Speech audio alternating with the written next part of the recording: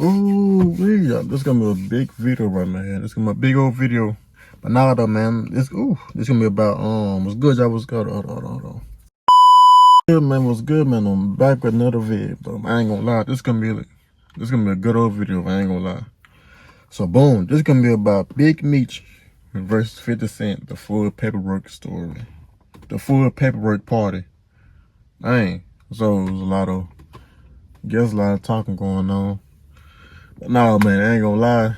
This gonna be one of them ones. So like, I won't be pausing that much though. I'm gonna let it play out. I'm gonna be like really watching it, like really tune into this right here. Cause it's one of them good big videos. But now though, man, y'all subscribe, man, for real though, and show them get this mug started, get this video started. One of the most unexpected beefs of 2025 has had everyone at the edge of their seats. Shocked would be the word best to describe seeing former drug trafficker / street legend Big Meech next to former corrections officer / rapper Rick Ross.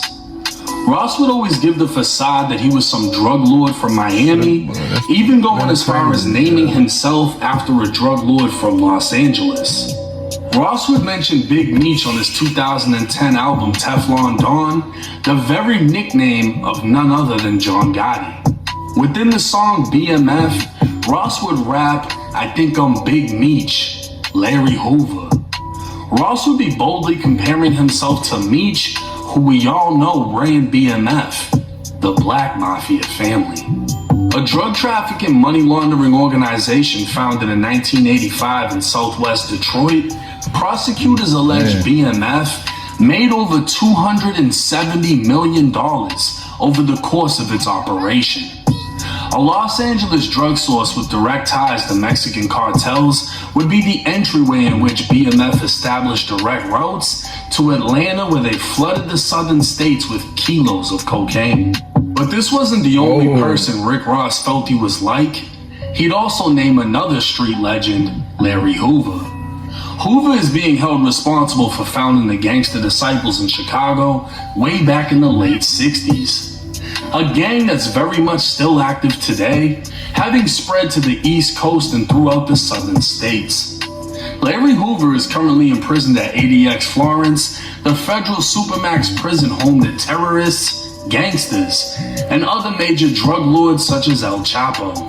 Hoover is currently serving 6 life sentences, while Big Meech was just released from federal prison in October of 2024. Back in 2008, Meech was sentenced to 30 years, and in 2024, Meech would have his sentence reduced to 20 years. A judge would then grant a 32-month reduction off of the 20-year sentence. Serving over 16 years straight in federal prison, Big Meech would finally be released. What the fuck Rick Ross has in common with either of these men is unknown, as the only drugs he sold was in songs, and the only prison Ross was in was the South Florida Reception Center when he worked there. But even then... Hey, y'all know any more videos like these right here? There's some good old videos, man. Y'all let me know something in my Instagram right here, man. Y'all send me the link to it right there, man, for real. Whether Meech wanted a link with Ross because of the 14-year-old song, or Ross had some money for Meech so Ross could continue role-playing like a drug lord, many believe Meech's loyalty was due elsewhere. What's up, everybody? It's 1090 Jake. I'm rocking with y'all and y'all rocking with me. And for this video, we're going to be speaking on Big Meech versus 50 Cent and the paperwork party. When it comes to war, few are as relentless and unforgiving as 50 Cent.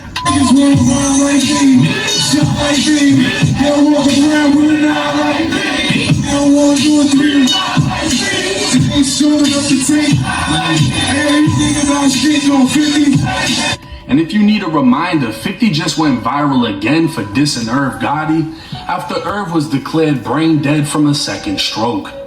50 would fire the internet up with a post saying, "I'm smoking on that Gotti pack. Nah, God bless him, LOL." The beef between the two dates back to the 90s, and even Chicago rapper 600 Breezy would leave a comment saying, "Every day, he shows us why they hit him 9 times. Well, it's rumored that Irv Gotti was one of the men responsible for 50 being hit 9 times. 50 has had a notoriously long career of not giving a fuck, and in this case, things have seemingly become personal because 50 gave a fuck. For those that don't remember, Big Meech's son, Lil Meech, was known for years as nothing more than his father's son. But he'd break into stardom when 50 pushed him into the direction of a lead role for a show. Based on BMF, Lil Meech would be playing his own father, and 50 would be the executive producer behind the scenes. With no experience, Lil Meech would state in an interview 50 invested in him early on, going as far as paying for his acting classes so he could secure the role in the show as his father. Becoming a success, Lil Meech would find himself in a new light and out of his father's shadow as he thrived in his acting role. With Big Meech being released, the father-son duo would finally be reunited, and everyone expected big things for the future. What nobody expected was Big Meech and Rick Ross. A welcome back legacy concert would be posted on Meech's Instagram with a long list of major artists set to perform in Broward County, Florida. It wasn't the fact that Ross was performing, it was that they took pictures and videos together. Immediately, the internet knew 50 was gonna react, and he didn't disappoint.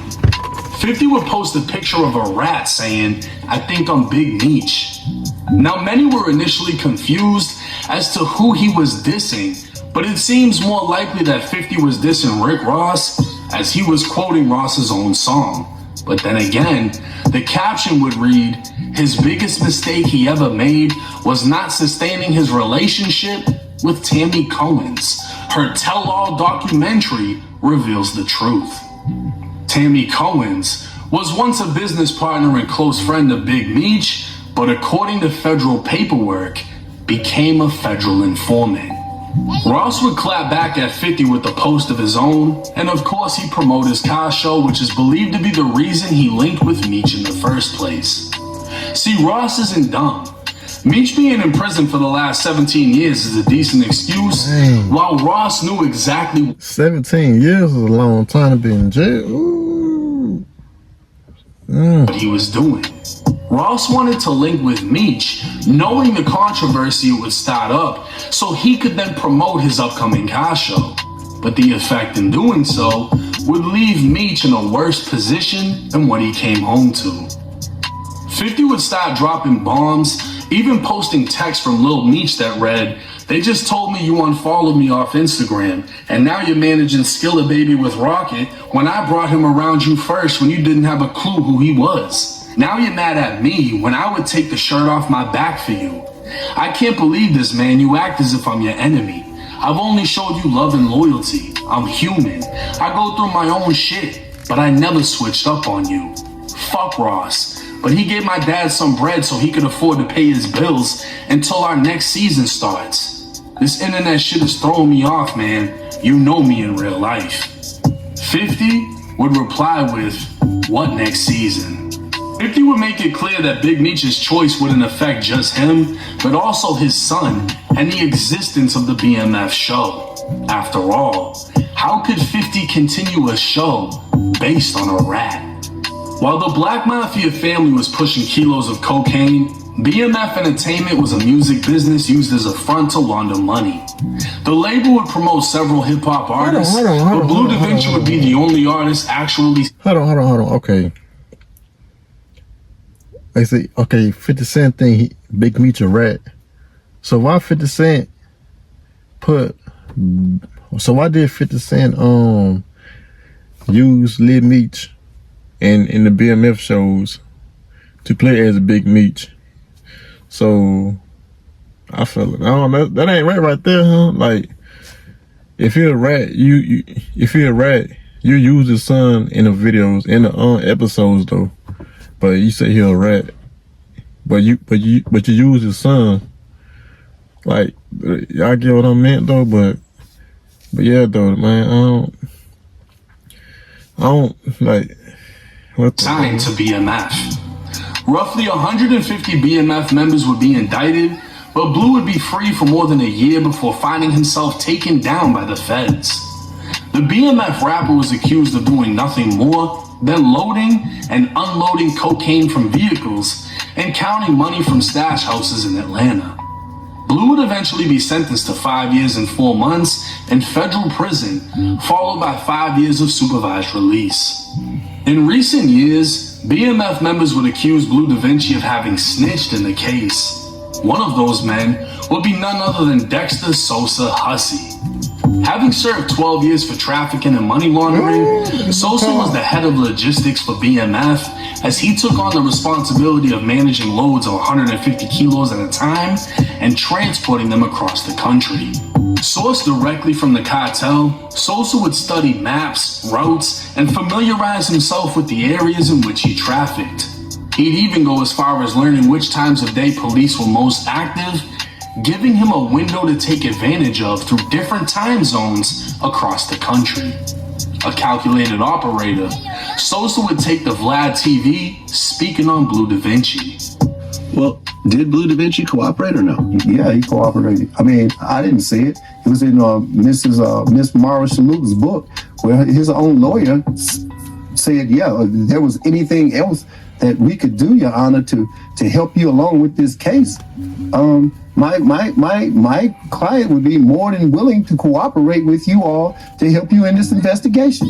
But now the thing of it is by you admitting what was done, you know what I'm saying, you what you done or whatever. But bottom line is, you know, you didn't take the single plea. You went in and was giving them information on shit that they already had and thought it was cool, but you still, you know, that was part of that. You just confirmed other shit that the other CIs just done told. Plus you did a smack video prior to that was giving them the whole fucking play. They never knew nothing about it. That smack video was detrimental in finding out who each person was. What Sosa was referring to would be written out in Blue Da Vinci's sentencing transcripts.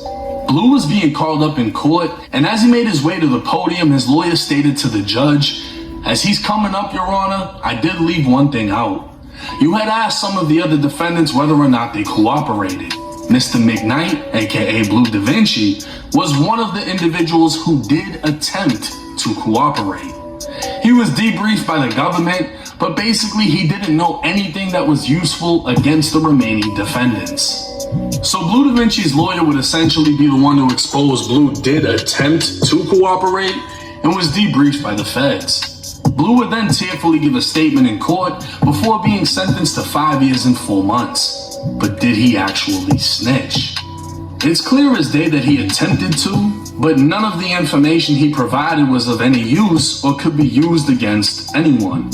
Sosa would accuse Blue of confirming things other informants had already stated, so while he technically wasn't making things worse, he definitely wasn't making them better, and he only did so to secure a lesser sentence.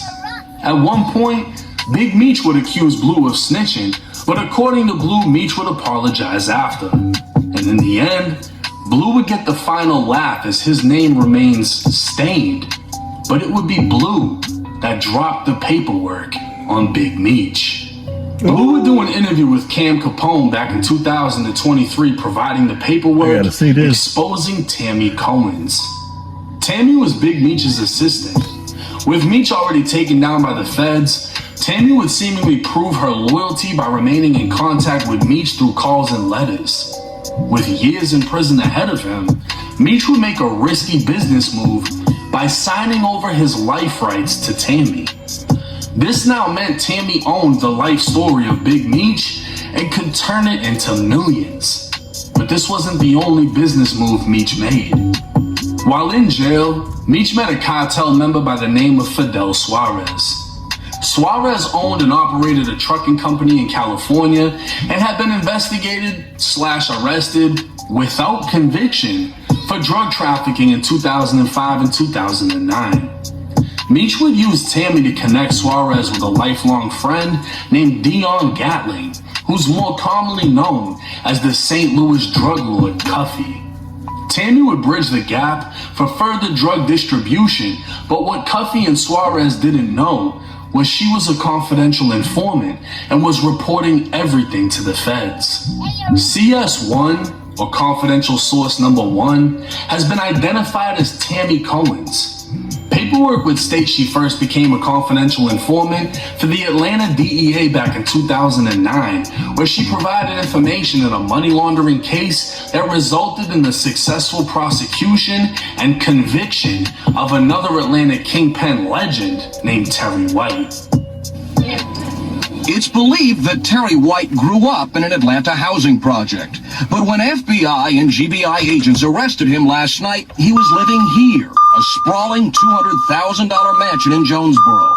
The 27-year-old was in the process of renovating his home, which features an outdoor swimming pool, a full-length basketball court, and more. Had a media room where there were 24 TV sets on one wall hooked to a satellite dish, and you could hit a button and all 24 TVs would come on. Agents seized the home and 3 cars which belonged to White, including this $110,000 Rolls Royce, which was paid for in cash.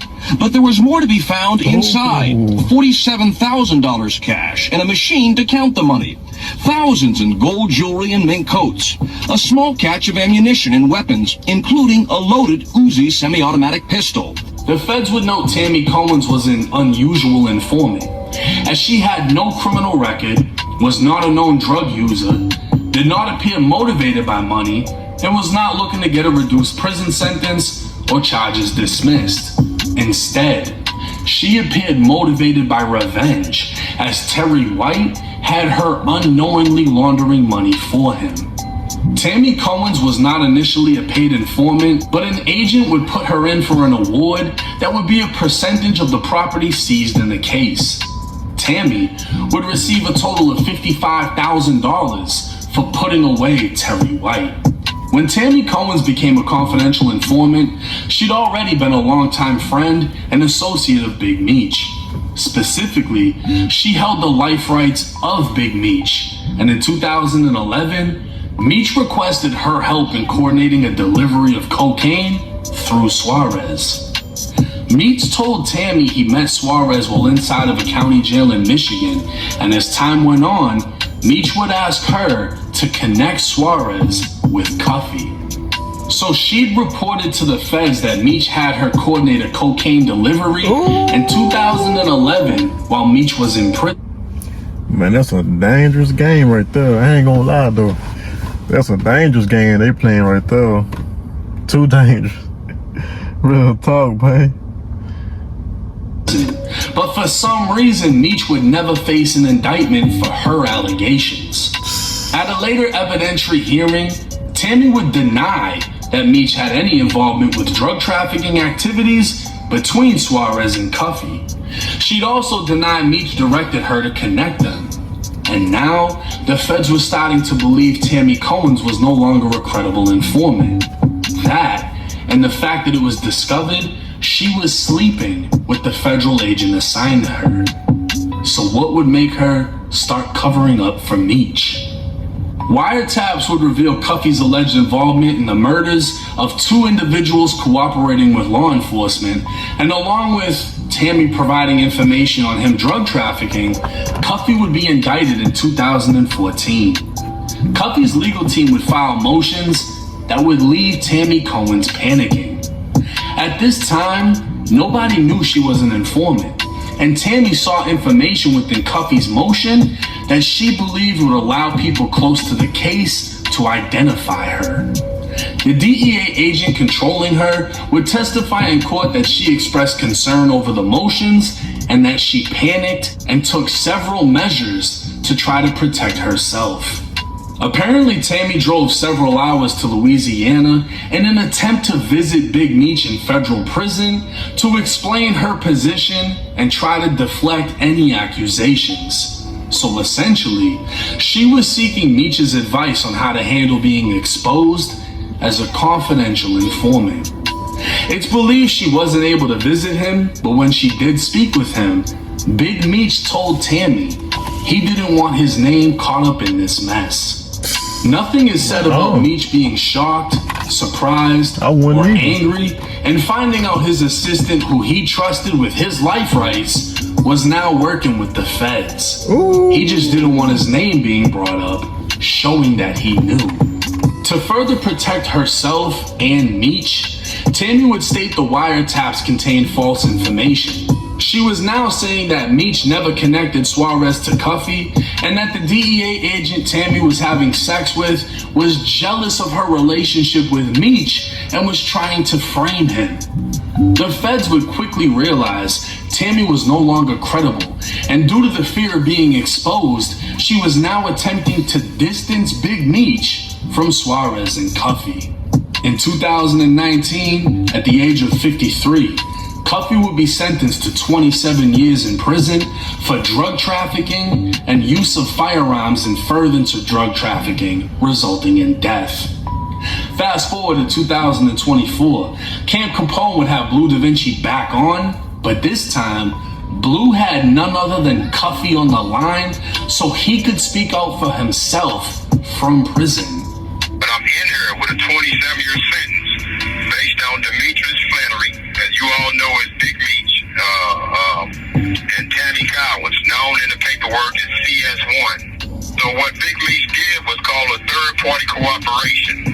So Tammy Collins signed up to be a DEA informant to give Demetrius Flannery a time cut, plain and simple. Cuffy would start off strong saying he's doing 27 years because of Meech, and claim Meech did what's called a third-party cooperation. Cuffy would claim Tammy Cohen's, who was already a DEA informant, cooperated against him for Big Meech's benefit.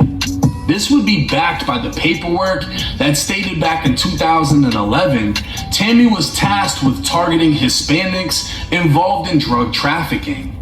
She'd be spared from having to testify as they'd be sent back to Mexico.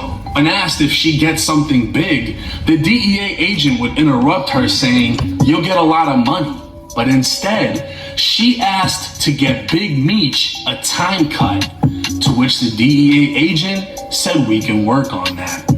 Cuffy discovered this through a Frank's hearing in which his legal team was able to cross-examine his accusers, including government agents and informants. Tammy would be present to testify, and these transcripts are of what she said. Fidel Suarez was Hispanic, clearly pushing drugs through his trucking operation. Cuffy wanted drugs, Meech connected them through Tammy, and Tammy sat back and watched it all unfold. But Meech would never receive the time cut because it was discovered Tammy was having sex with the DEA agent responsible for her.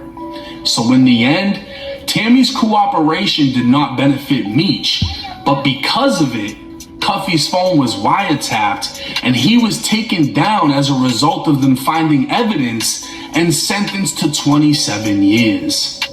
Now this is where you as a viewer have to decide as to what you believe.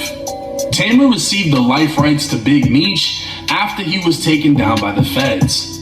Tammy then became a DEA informant, which even the feds questioned as she didn't want or need money, wasn't a drug addict, and wasn't facing criminal charges. So what was her motive? Tammy was told she'd be targeting Hispanics and asked in return for her cooperation that Big Meech would receive a lesser sentence. She was cooperating, being paid to do so, but also doing so for Meech to benefit. When accidentally exposed as an informant through court filings mentioning her name, she panicked, running to Meech, who was in prison. Meech told her he wanted his name to stay out of it, and at that time, she recanted all statements regarding Meech, saying he had nothing to do with bringing Suarez and Cuffy together. Tammy was then exposed for having sex with a DEA agent, ruining any chances of helping Meech, and Cuffy goes down because of the wiretap brought on by Tammy. So why wouldn't Cuffy believe Meech was behind it? Tammy didn't make a move Meech didn't tell her to make. She was his assistant, entrusted enough that he signed over his life rights. She only began cooperating after Meech was taken down and continued to visit him for years in prison. They remained in contact long after she informed him she was exposed as an informant, and she even went on to become a co-producer for BMF, the TV series, along with executive producer 50 Cent. The show would premiere in 2021, 2 years after Cuffy was sentenced. 50, being a chess master, was now trolling Big Meech with the promise of a Tammy Cohen's documentary coming soon. Turns out, 50 would buy Big Meech's life rights from Tammy. So now 50 is in control with the power to essentially end the BMF series and expose Big Meech through the help of his former associate, Tammy Cohen's. Big Meech's Welcome Back concert would be canceled just before it started. Lil Meech would already be doing Instagram promos as his acting career just ended, and strings were seemingly being pulled as all of the aura that Big Meech once had was being swept away by 50 Cent. And let's be clear, only someone as influential as 50 Cent had the power to pull this off, as many had spoke on Big Meech's paperwork in the past, but it took a... Man, that's messed up. Dang. Ooh. That's a megastar to solidify it and spread it to the masses. 50 would continue to troll Meech, posting a GoFundMe stating Meech needs help paying his bills, and Lil Meech would post a picture to Instagram with Floyd Mayweather and Rick Ross saying real power. Of course, those comments would be turned off. Lil Meech made millions off the BMF series with 50 Cent to thank. And it's alleged that he spent it all trying to maintain a rapper's image. And now him and his father are both struggling while 50 is ready to end BMF over disloyalty. Why Meech would turn to Ross is unknown, but 50 is making him stand on it. And it's also unknown, but alleged, that Meech and Tammy had a fallout which placed her right into the hands of 50 Cent. In the end, there has yet to be a paper unsealed showing Big Meech 100% cooperated, but as some have said, he came home 15 years too early. It would seem only Tammy Cohen's has the power to truly solidify Big Meech's legacy or destroy it completely, and that is 50 Cent's final bullet. Now, a lot of research went into this video.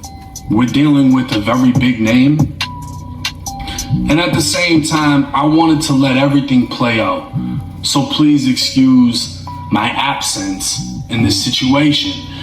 But I mean, 50 just made it a series. This wasn't even one show that just took place in a day. This shit's been going on for a while. The content just seemed to keep coming. At the end of the day, from what I've seen from legal paperwork, Meech allegedly was still involved in the game in the feds and was never charged with anything. Meech allegedly knew that Tammy Cohen's was a DEA informant because she went to him and told him. Meech responded, "Keep my name out of it." He didn't want anyone to know. Cuffy is serving 27 years because of an investigation caused by Tammy. Tammy was cooperating to get Meech a time cut. I highly doubt Tammy needed the money. She's connected to BMF. But Tammy specifically stated she wanted to get him a time cut. She was cooperating so Big Meech could get a time cut. She was seduced by an ATF agent and blew the whole fucking operation. So because she essentially fucked up, she then went to 50 Cent. Now 50 is gonna pay her more money than the DEA. Big Meech is fucked. And the entire BMF series seems to be over with. Do I think Big Meech snitched? I'm not sure, honestly. Do I think he knew about what Tammy was doing? The paperwork says yes. And that right there is enough, right? Because you know this girl is snitching and doing it so you benefit. So Cuffy saying that Meech did a third-party cooperation, doesn't sound far-fetched, because the paperwork clearly states she was cooperating for Meech to get out. But let me know y'all's thoughts and comments in the comments section. It's 1090 Jake. I'm rocking with y'all and y'all rocking with me. Until next time. Man, what I think about that, man? What the world? What I think about that, man? That's stuff crazy. Shoot. God, hey, man, I say 50 Cent. I mean, the end of the BMF. Dang. I ain't get to watch the BMF. Well, I ain't 50. Dang, 50 Cent, man. That's stuff crazy. How that woman slept. Dang, how that turned out, though. So 50 Cent ended the BMF, man. I mean, Meech got a name for himself, so he should use his name to capitalize or use it to do something with himself. I mean, yo. Yeah, for real. You can do something. Hey. I ain't knew 50 Cent owned BMF, though. I ain't gonna lie. Damn, that's the, man. I told y'all there's gonna be one of them videos. Man, I ain't know. I knew by the title. Oh, yeah. The one-on-ones. I ain't gonna lie. I'm uploading this one, man. This mob. Yeah, man. This gonna be, yeah. Nah, they made it in this video, man. What I think about this? Shoo. Man, it's outrageous, man. Like how he in jail, the lady sleeping with the other people she playing,